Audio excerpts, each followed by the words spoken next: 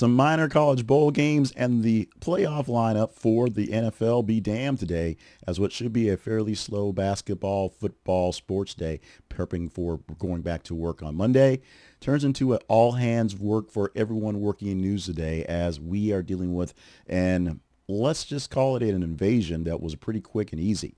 Trump has claimed the U.S. has raided and captured Maduro and removed him from power in Venezuela. That was what happened about 1 o'clock a.m., 2 o'clock a.m. Venezuelan time. President Donald Trump said senior members of administration had a U.S.-led overnight operation. They watched it live like TV, resulted in the capture and removal of Venezuelan President Nicolás Maduro. Yes, we did this earlier today, but now we have some actual input from the big guy himself. Maduro and his wife were captured. Her name's Cilia Flores, and they have been, I guess, they're on their way to New York City for indictment by the Southern District of New York. We figured that out earlier on today. But in the speech to reporters from Mar-a-Lago, where he's still sort of celebrating his holiday, if you will, Trump said that the operation was carried out swiftly to avoid civilian casualties, and he claimed it neutralized what he described as an illegal regime, which most people will actually agree with because Maduro has been stealing elections for about 20 years. He asserted that the U.S. acted under national security authorities that tied narcotics and trafficking there to regional instability, while emphasizing the action was limited to what was targeted. However, it looks a whole lot like regime change and a way to take oil from Venezuela. We'll get deeper into that one in just a moment. Now, top officials and Trump were there on stage to talk about what happened.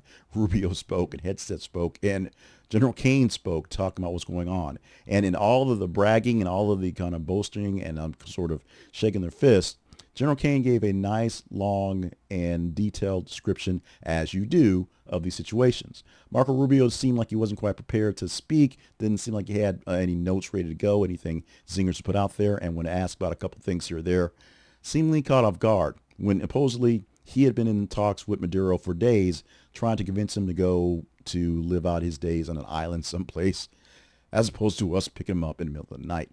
Now, the officials said that what's going to happen now with the state of Venezuela as a nation state, it'll be temporarily administered by the United States, i.e. the U.S. will run Venezuela for a while until a safe transition can take place.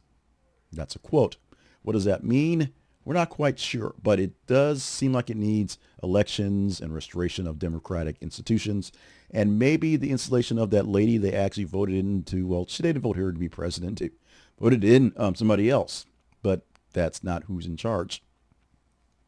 Now, figures in the administration also framed a plan with interim stewardship to basically say we're just going to run the place for a while till things are stable, because you can't just take it over. It's sort of the pot of your barn sort of argument. You break it, you buy it. Humanitarian controls there, public order, access to all things, essentially making sure that now that they have relieved the island of their dictator, which many people are happy with, can they still deliver the trash on time? Will the mail still get there as need to be? If you turn your water on, will it actually work?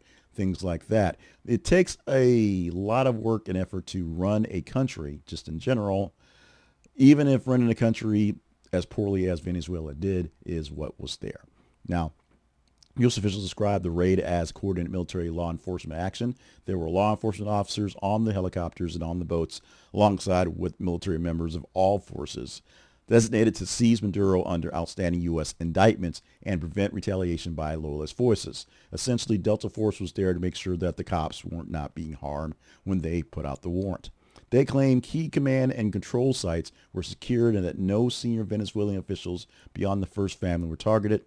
It's unclear who exactly was targeted, who exactly was hurt in the situation, although all those involved on the stage said no military, all they saw military, our equipment was permanently damaged. One plane was damaged but was still airable to fly, and no lives from any military officers on our end were taken. We were all got in, got out without no issue. U.S. forces hit the target perfectly. They did not allow Maduro to get to a safe room, and they were able to apprehend him and his wife, put them onto a ship, and they're now on their way back to their next destination. So that happened. There's also some rambling talk about the way that we've been occupying United States cities and things like that. Some Russia talk, some Ukraine talk, things like that. And the fact that Donald Trump did actually pardoned that other president who was charged with trafficking cocaine, but since his party's in power and they basically treated him wrong, he had to pardon him or something like that. There was a lot of rambling into the speech, which we're not going into here because that's a whole nother podcast for later. But let's deal with the reaction with Venezuela now being ours for a while. Swift and divided. Some regional leaders called for restraint and international mediation for the details, warning of spillover effects and some refugee flows. People are going to leave because they're scared of it. Or we say we're sending people back. We'll see how quickly we send people back to what's left of the time until things get back into some order. Others are demanding emergency sessions at multilateral bodies, arguing that the action violates sovereignty and international law, i.e. we ran into some place, grabbed some world leader and just took him off and put him on a ship because USA, essentially. Right now, it's a weekend, so the markets are kind of on a slow in anyway, but people who deal with oil exports, things like that, commodities, they're a bit worried. Although, since we being Donald Trump saying, we're going down there so that the oil companies can take over and pump more oil, it should be better in the long run, eventually. Now, analysts are noting that the announcement would mark one of the most direct U.S. interventions in Latin America in decades. We said that in the earlier broadcast because just going in there, taking out a guy and picking him up and putting him on a ship, it's a pretty big deal. While the administration cites the narcotics statutes for the reasoning, there are national security authorities and other things dealing with administering other countries, i.e. there's a reason why we only run the United States and sort of just give ideas and maybe money aid and some troops here or there for other places. We don't want their mess. And now we have this mess, even temporary, is going to raise some real serious legal and precedent-setting questions on how we're going to run Venezuela for the time being. Supporters counter that these are the best times to do this. The years of sanctions and diplomacy that have failed come to this decisive action that has been successful, and it's now necessary to break the extended crisis and fix things once and for all.